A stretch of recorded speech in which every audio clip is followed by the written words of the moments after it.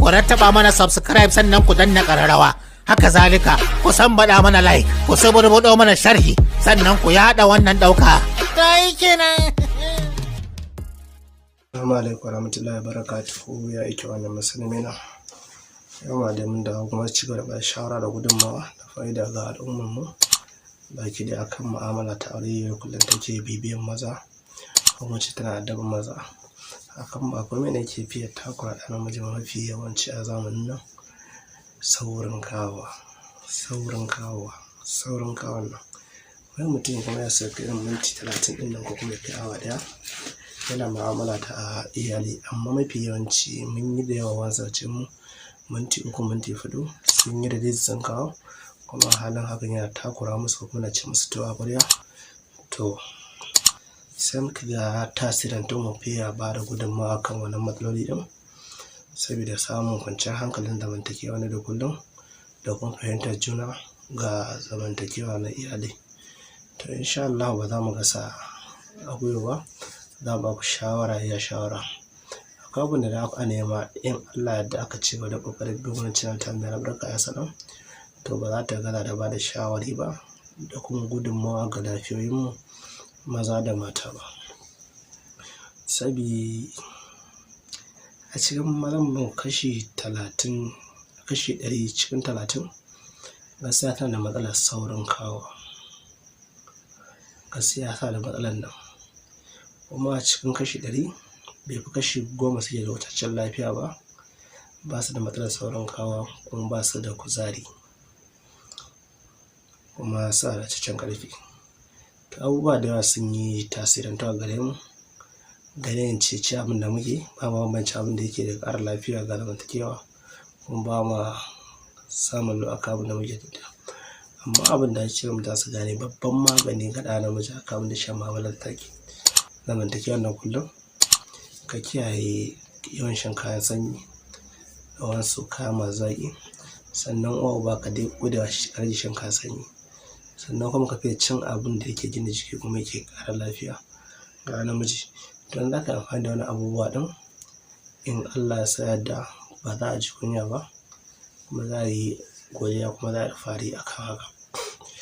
To insha Allah ba zan ci gaba da surutu ba, ga abubuwan da ya kamata za ka nema kuma ƙoƙari a jarraba shi domin a amfana. To a cikin mu da mafi yawanci wasu daga ciki mutanen gari ko kuma wasu da suke ƙauye, wannan ba kowane ya santa ba, ko kuma mace mutanen gari kuma mafi yawanci ya santa. Ƙauyen ma kuma ƴan uwanmu ko ya haƙuri ba zagi bane, ba kowa san shi ba cikin mu, amma su ba kowanne suka san shi. Yawwa saboda yankin ba abin da ya shafi Kano, Jigawa, abin da ya shafi da arewacin Najeriya yanci ba su da wani ƴan bishiya ɗin. Duka abin da faɗa ɗin ne saboda a cikin mu nan dai ba kowa ya san namijin goro loss ba. Fatan kun sani akan iya samun zanen shi kamar gyada, amma iyakan namijin goro zai ma namijin goro locks. Dina ji santa ta Islam bai sun da aka iya samun shi. Na biyu kuma za ku yi sanin fiya kuma da mutanen Jos kan abin da ya shafi yankin Nasara sun gagara ta wajen wannan yan bishiyu akwai ta. Sannan na uku ya ka nemi madara. To inda ya kawo wannan fa'ida ɗin da a samu abin da ake nema, abin da ya shafi ɗaukewar shawa, ya taimakawa saurin kawo uba ma iya kawo rage saurin kawo ba. Sannan kuma yana wadatar da mutum da ruwan sperm sosai, yakan ƙara mashi ruwan maniyyi sosai. Sannan yakan ƙara ma ƙarfin jiki da lafiya na fa'ida da. Misali yanzu ka sami fik milk,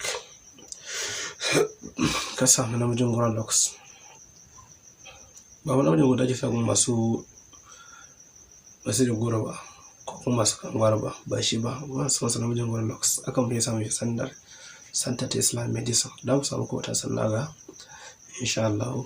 Sai na biyunsa fiya, da kuma kwasan fiya. To da ka sami fiya kamar guda ɗaya ƙato hakan, sai ka yanka ta, sai ka ɓara ɓawon nata, sai ka samu blender, sai ka sa ta ciki, sai ka samu namijin goro locks nan kamar guda 20, sai ka samu ka zuba ya ciki, sai ka blend ɗin sai ya zama gari. A tabbatar in ya zama gari sai ka samu madara ka fik milk sai ka fasa ta sai ka juya ta. In ka juya ta bai wuce sauran minti 30 ba, bai wuce sauran awa guda ba zai mauna ta wuri, sai ka samu ka sha kayanka. In ka san kuma za ka shi zai samu dama sai ka sa a fridge, za ka yi ajiye shi. Amma in ka ajiye fridge ɗin lokacin da ka sha ka tabbatar sanyin sai a sauka jikinsa, saboda wajen kare ɓaci ne. Ka fahimta? Kullum kana yin haka ka ci tsawon 1 month, wata ɗaya. Kai a ranar ma da kai ka gani in da ka yin awa ɗaya don dai minti 60 ko tun ba ne kan lambar za ka yi. Da fatan ka ji kuma ka fahimta. Sannan na biyu mata da mutane da yan uwa, duk wanda ya ji kar ya rawa sa dan uwansa shi mai amfana. Mata da mutane ga masu bukatar lambar mu sai kira mu kai tsaye ta GSM number din mu, ko sai mu ta WhatsApp number. Za ki samu ta Telegram ko sauran social media insha Allah. Wancan tamu mai albarka ba ta gaza da kullum. Abin sarrafa da matar da mutane ba mu ce kamun naira ba kai wa na barawa sati. Sannan kai shiya ga masu kamun za ka kira mu kai tsaye da izinin Allah. Bai mu cikin fa'ida ta biyu ta gaba, ko don kar mu ja bidiyon ya tsayi, da ba da fa'ida abin da ya shafi ƙara girman gaba da kuzari insha Allah nan gaba. Allah mu dakata. Allahumma salli ala sayyidina Muhammad wa ala alihi wa sallam. Inna la malaikatahu yusalluna ala nabiyyi allazina amanu sallima. Subhana rabbika rabbil izzati amma yasifun. Assalamu ala al mursalin. Alhamdulillahi rabbil